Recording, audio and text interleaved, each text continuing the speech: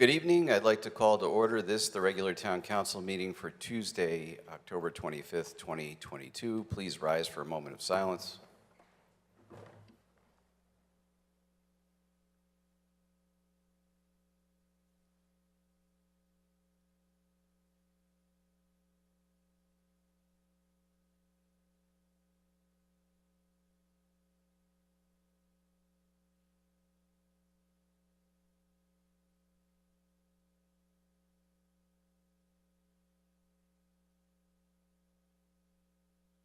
Led the Pledge of Allegiance. I pledge allegiance to the flag of the United States of America and to the republic for which it stands, one nation, under God, indivisible, with liberty and justice for all.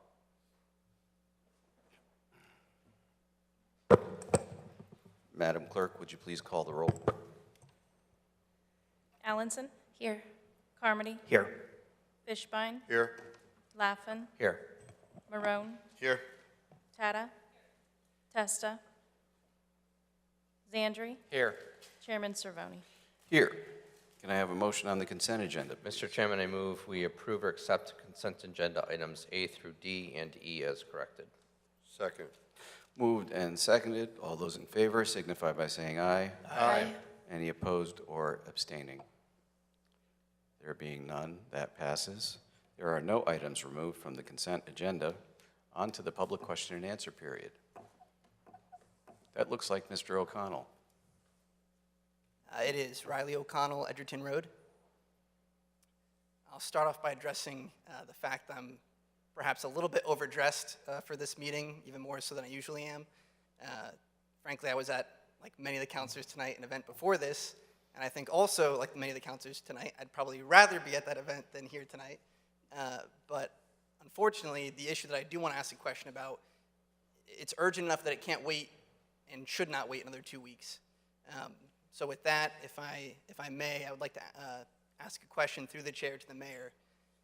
Given that Wallingford obviously is home to a large community of Spanish-speaking business owners, is there any plan currently in place or any intention more generally to offer the outreach for the ARP application to be translated into Spanish, and on that same note, for the application itself to be translated in Spanish?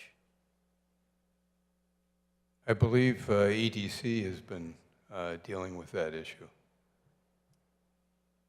They have Economic not. Development Commission. Well, but they haven't done anything yet. I don't know. I know the subject came up previously. I don't know the status at this point. Is there a reason why we wouldn't have done this previously? I mean, we're already a quarter of the way through the application deadline. Well, all I can tell you is the subject was raised. There are people dealing with the subject, and that's all I know at this instant.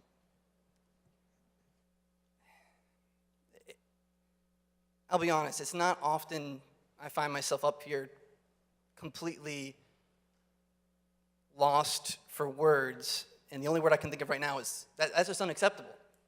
And I hope the council agrees with me on this. That is simply unacceptable.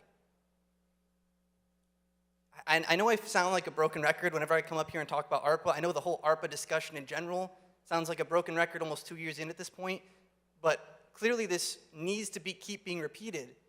We have heard time and time again from the EDC, we've heard time and time again from Wallingford business owners that many people missed out on the PPP opportunity, the federal small business loan assistance opportunity, because they didn't know about it. And let me be absolutely clear, that is in no way the fault of the business owners. Again, I think we can all agree that business owners, between their business, their families, their lives, whatever, are spread thin enough as it is, and it's on the onus and responsibility of the town to notify these businesses, notify members of our community of these opportunities. You guys are expected to be the experts on federal, state, local grants, not small business owners. And in that regard, we categorically failed last time. We've heard it from the EDC, from, like I said, small business owners. We did not notify all of them of that program. And now, 2 years in with this ARPA money, we've had a second chance to maybe not fix that mistake, but not make the same mistake again. And yet, here we are, and I keep saying almost 2 years in because that's a lot of time, a quarter of the way through that deadline, and there is no organized process at all to notify businesses and nonprofits of this opportunity. There's none. We didn't directly mail business owners in terms of their exact addresses. We have that information. They must have registered with the town at some point. We don't have a phone bank list to robocall. This shouldn't come as a shock to anyone. We don't have an email list to let these business owners know. I've gone, with the little time I've had in the last 2 weeks, business to business in town, over 200 businesses, which is still less than 10% of the businesses we have. And less than half, and these are only the businesses that have been around since 2019, since before 2019, less than half knew about this process. And don't get me wrong, that number has improved since the electric bills have gone out, so thank you to Councilor Carmody for proposing that. That has improved those numbers, but that still leaves out a huge percentage of the business community in Wallingford from knowing about this. This cannot be a fair and equitable process unless every potentially qualified candidate even knows it exists. And that's the bare minimum of being a fair and equitable process, the bare minimum. And we're nowhere near that. And the real reason I'm here today is because the most problematic element of this circus that we're in is when it comes to how neglected Latino and Spanish-speaking business owners have been. Because I've spoken to dozens at this point. I have trouble saying this. I've spoken to dozens. Not a single one has known about this application. Not a single one. And just for the record, these aren't businesses that are tucked away in some hidden part of Wallingford. Not that that's an excuse. Every business deserves and should be notified by this body or the administration. But these are businesses and economic centers, very visible in this town, and not a single one was notified.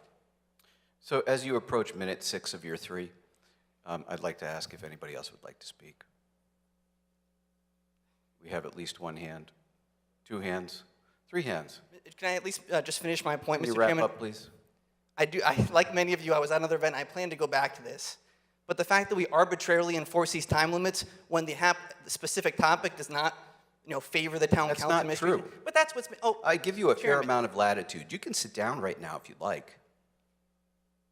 I would like to come back up when there's extra time, please. Okay. Next.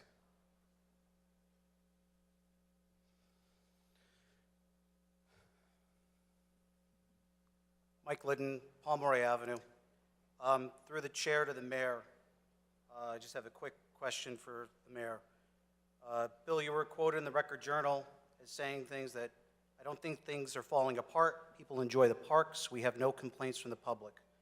Is it your still position that we have no complaints received from the public on the parks? The complaint is dealing with unsafe conditions. We have found no unsafe conditions. We do get calls about a branch being down in a park and things of that kind. But the issue at the previous meeting was unsafe conditions. An unsafe condition would mean the park should be closed or the equipment will prevent people from being able to use the recreational equipment. So that's the context in which the question was asked. The reason why However, there certainly are calls regarding, the base pads or tree branch or things of that kind, maintenance types of things, and we do get those calls. So the reason why I was asking that is twofold. One, if you recall, the November 24th, 2020 meeting of the council, my wife and neighbors called in. It was a go-to meeting to talk about Doolittle Park. We talked about the issues of being a neighbor, not just unsafe maintenance issues, but also the nuisance issues that are occurring out there. So for 2 years, I guess our complaints were never heard. As a taxpayer, it's extremely frustrating. And it's also unprofessional and insulting that we took our time, we came, we made comments, and apparently it falls on deaf ears at the administration. In the same vein, I'd like to know about the status of my complaint that was filed with the building department in writing in August, concerning the red building at Doolittle Park. I filed a complaint citing that it's in violation of Chapter 90 of the Town Code. Chapter 90 has to deal with unsafe buildings. And I just wanted to quote just a few comments out of Chapter 90. One, it's because of inadequate maintenance, dilapidation, neglect, or abandonment. Well, that's that red building. Or two, dilapidated or filthy condition, which constitutes a nuisance. We talked about all the nuisance factors that this thing is creating. It is time that the town step up and demolish that building. I have a complaint with the building department. I'd like to know the status of it. As a neighbor, this is a constant, it's a nuisance center, a focal point of this park. It's a misery to go there.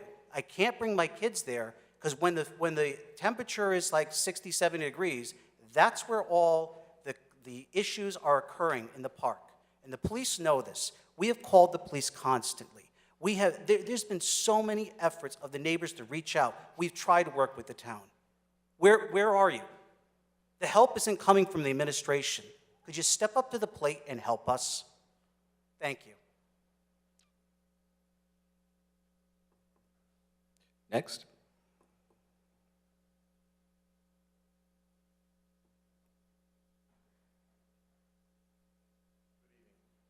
Tom Knight, 13 Brookview Avenue.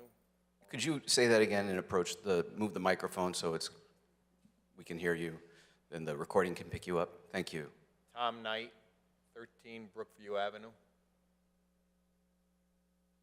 Okay, couple of things. Well, during the course of the Celebrate Wallingford, which we thoroughly enjoy every year, I sought out and I spoke to on 2 different occasions 2 of our state representatives about a couple of things that I've been wondering about. Could you stay on the mic? Okay. Thank you. Is that better? We want to hear you. Okay. Thank you. So one of them that I got an encouraging response to in particular was, if you accept the fact that a lot of us, being the baby boomers, represent the majority of people driving on the roads, and as we get older, it gets harder to drive at night and more difficult for a variety of reasons. So this is, for me, it's all about either striping the roads more, using a glass bead or a thermoplastic type of paint, so that it can enhance our ability, to navigate these roads. And I wonder if anybody, am I at the right place to bring this up, or what? Yes, certainly, I can inquire. Our Public Works Department does the lining of the roads for local roads. Right. The state roads are of course, state. But we can, generally, there is a requirement to be compliant with the state standards regarding any highway treatment. I will check with Public Works, and I think they look to comply with whatever that paint standard is. I don't think there's a lot of freedom to choose different treatments, but No, I think I will there's check into it. I think there might be a difference between, you can use just a regular latex traffic paint, which I don't like to think nobody uses anymore, or something that's got a reflective property to it that helps reflect whatever ambient light off your headlights and whatever that will help us see the roads a little better. Well, let me check, and I can get back to you. Just Okay. make sure we have your phone number. Okay. And the other thing was the idea of air conditioning in our schools. I did some research at the Department of Administrative Services site, and apparently there's grant money in place for this.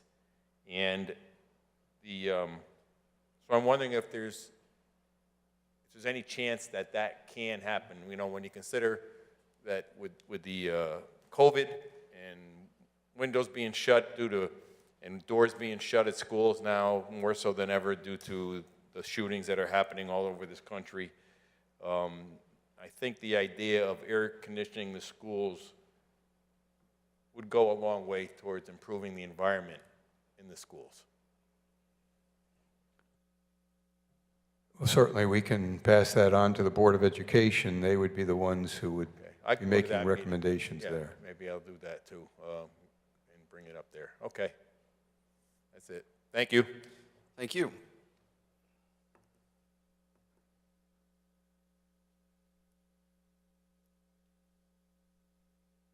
Evening. Jason Michael, 81 Meadow Street. I'm here to follow up from last meeting.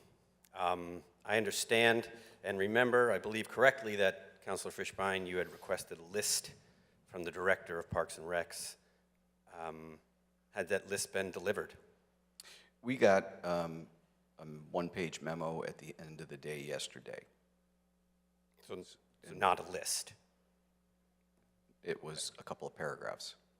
Was that sufficient for I your think request? We're going to bring that up at a future council meeting. So, Oh, okay, great. And again, I think I just heard the mayor say that no safety issues were found. Was the inspection done townwide on all parks? The Director of Park and Rec and Kurt Treiber, our risk manager, who is also a certified playground safety inspector, went to every one of the parks and determined that there is not an unsafe condition. Unsafe would be it should be shut down and immediately repaired or prevent anyone from using it. They found nothing like that. So that was the allegation that there is unsafe conditions in the parks, and they went to every park and they could not determine, or did not determine, there was any such condition.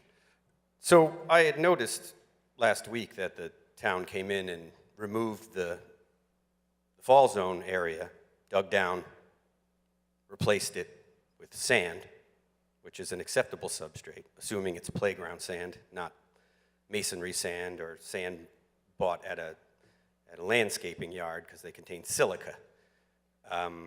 So that playground was in the exact same, or nearly exact same condition, underneath those swings, as Wallace Park is. I'm curious as to why that one was chosen to install fall zone protection. Wallace Park remains exactly the way Community Lake was. So if one was replaced, it would lead me to assume that the town deemed it unsafe or in need of fall zone protection. Wallace Park remains the same way it was before I came up here 2 weeks ago.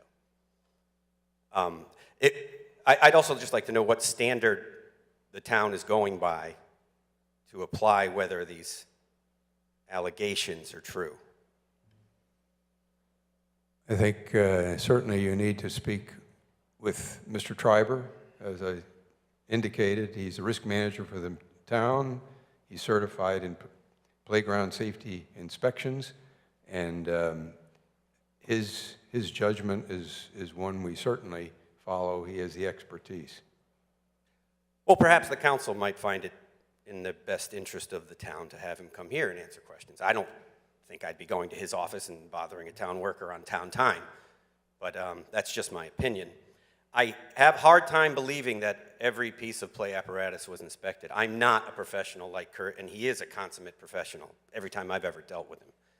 I merely walked through Doolittle Park a couple days ago just to see if the substrate was anywhere near where it should be, and I happened to look down at the slide, and there's a hole in it at the bottom where children leave with plastic sticking up. Now, maybe it's not a safety concern. That's just one thing I looked at. So I'd be curious, and I hope we can hear or see the list. Is there a written list? Did he submit it to the town, or is this just a verbal, hey, everything's okay? They inspected all of the parks and found no location to identify as unsafe. I will say if people are aware of an unsafe condition, that should be reported, the exact location. That certainly assists us in checking on it, inspecting and finding out what needs to be done. But they went to every park, from what I'm told, and that was their conclusion. Okay, so just so I'm clear, so zero fall zone protection underneath tot swings and larger swing sets is not an unsafe condition. I think discussion with Mr. Treiber, who is a safety inspector, certainly is in order. Thank you very much. thank you. Mr. O'Connell. Riley O'Connell, Edgerton Road. Again, not to rehash what I've already just said, but we should be more than concerned that not a single, and again, I've only talked to a small percentage, but not a single Spanish-speaking business owner has known about this application at this point. On top of that, like I said, these are businesses in particular that were disproportionately not notified about PPP money also. These are, for the most part, food or service industry businesses, which means they were also disproportionately affected by the pandemic. These were thriving, viable businesses up until the pandemic. These are exemplary applicants by the application that the town council has already approved, and yet they are not being told. My Spanish is, to say conversational at best, is probably an overstatement. So all I could do is tell them that this application, that this opportunity is out there. I had to have the town flyer, which was not translated into Spanish, translated by a friend into Spanish. Again, why on earth the town did not see that as important to do in the first place is beyond me. But then what?